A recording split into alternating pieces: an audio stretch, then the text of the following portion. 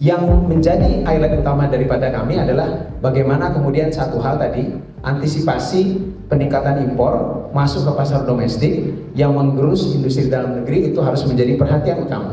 Nah, salah satunya itu adalah masalah TKDN.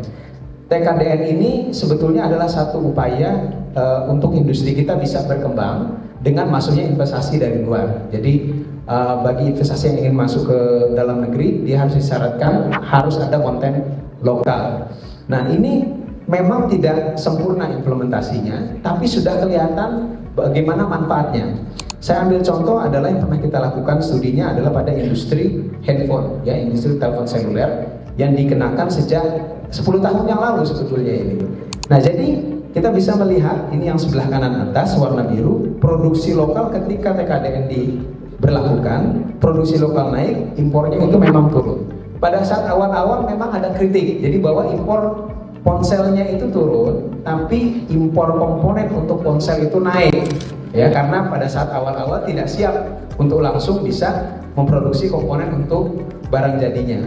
Nah, tapi kemudian kita bisa melihat bahwa ada transisi, ada transformasi secara pelan-pelan. Akhirnya makin lama memang impornya, komponennya juga makin lambat, industri lokalnya naik. Jadi kita bisa lihat di sini yang bawah itu. Jadi ada peningkatan dari jumlah industri kecil menengah di memproduksi ponsel dan juga outputnya.